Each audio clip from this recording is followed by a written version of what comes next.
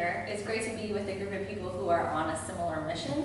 It just feels really like supportive and wonderful. So awesome to be with all of you guys. I love following these two ladies who I know and love very well, both Danielle and Donna. So it feels really sweet to go after them. So a lot of people know me as the co-founder of Acro Yoga. And if you haven't heard of Acro Yoga, it's a combination of acrobatics, yoga, and Thai massage that cultivates trust, connection, and playfulness. And it's a movement, a literally global movement now with hundreds of thousands of practitioners all around the globe on 6 continents that's been going since 2003. And after 10 years of doing that practice and teaching around the world, I felt the need to move on. And I felt like, wow, I love the essence of this practice, but I'm no longer passionate about the form. And I wanted to take trust, connection, and playfulness and get it out there to people that wouldn't have access to it or wouldn't know to be drawn to it or be interested in it. And so I was kind of tired of preaching to the choir. It was like, what's the next step?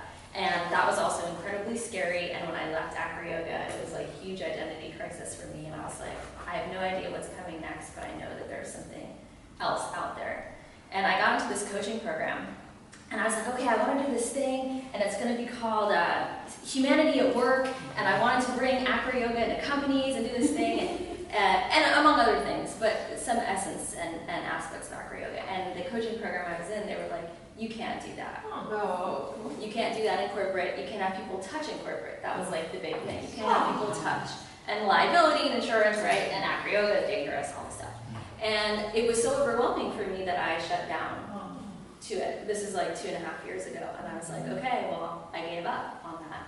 And I iterated many other things, and it's been 2.5 years of like lots of cool experiments and developments, and I'm now back in a place of like, no, wait, that's important. There's something in that, and you know, we need movement, we need embodiment, we need, has it been 5 minutes already?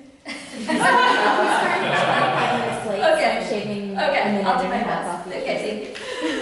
So basically it's now like, okay, I need to come back to that. There's something really important and powerful in that. And Monique and I've been doing stuff at Wizmo 2.0, so this past year I got an opportunity to go on the main stage to facilitate movement and community connection exercise with 2,000 people. And she rocked the room. And sure. It was super fun, and I got people shaking and yelling and touching. And right before I got on stage, one of the directors of the conference said to me like, okay, so what are you going to do? And I was explaining to her, and she was like, you mean you're going to have them touch each other? And I'm like, yes, I'm going to have them touch each other. And they're going to like it, and they're going to be grateful.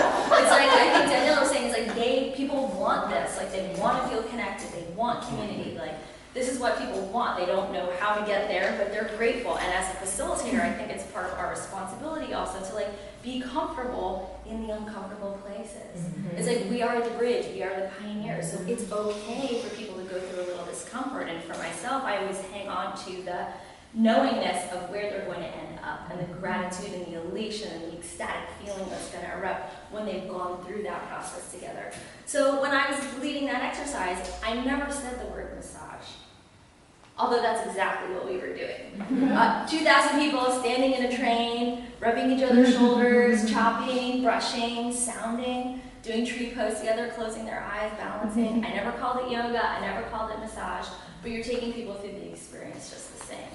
So movements, by their definition, was part of what I did after I left Acro Yoga, was kind of talk about how to start movements, how to build movements. And part of the nature of the movement is that it comes from the periphery into the mainstream. And once it comes into the mainstream, it's obvious. And you're like, oh my God, of course. But not when it's on the periphery. So I do feel there's a big wave cresting. It certainly has not crested yet by any means, and we do get to be the pioneers and the early adapters that get to bring it out into the public, which means, they say there's never a crowd at the leading edge. That's right. It's a small, dedicated group that's like, there's an inner knowing this, that we're seeing a vision that's not yet come to fruition, and we get to bring that out. So that's what's awesome. So the thing that I'm doing now, after all these iterations, is a project called Play on Purpose. And so what I realized for myself is the common denominator for me, everything that I've done in the past 15 years is about play. It's about bringing people into the flow state. So I love all this stuff that's coming up because there's so much wonderful synergy in it. And for me, I love to get people in their bodies because it's where we get present. And my whole feeling is that play is the next mindfulness. right? So we talk about like dance is the next yoga, play is the next mindfulness. So mindfulness is where you get into that state of pure presence, availability, connection with yourself. When you play, you connect with other people. You're interacting. You're in the state of pure possibility where creativity and innovation and problem solving naturally arises without effort. So with Play on Purpose, I'm bringing together teams of people, training facilitators, so that we go in as a team. So it's as similar to the Thrive Infusion. Certainly there's a lot of great overlap there. But I can bring in acro yoga, I can bring in comedy improv, I can bring in shadow puppetry, I can bring in hula hooping, but it's all about the why. Why are we bringing these things? And then creating a really sophisticated curriculum over the course of the day where there's an apex, right? There's like a grand learning. You're taking people through a progression. And at the end, they've come to some greater understanding about what it means to create or to collaborate or to innovate together. So that's my big project right now. So if any of you guys out there are leaders of experiential practices, you're experienced group facilitators, Daniela's already on board with me in this project and a handful of other people that I've been talking to. I'd love to, and I know Susan and I have connected on Facebook about it, and I need to follow up because I just got back from my honeymoon. But if you are a facilitator and you want to be involved, let me know. If you know someone else who might want to be involved, let me know. If you have companies that you think are ready for a day of profound play, definitely let me know. And I'm happy to support any of you in any way I can. Please.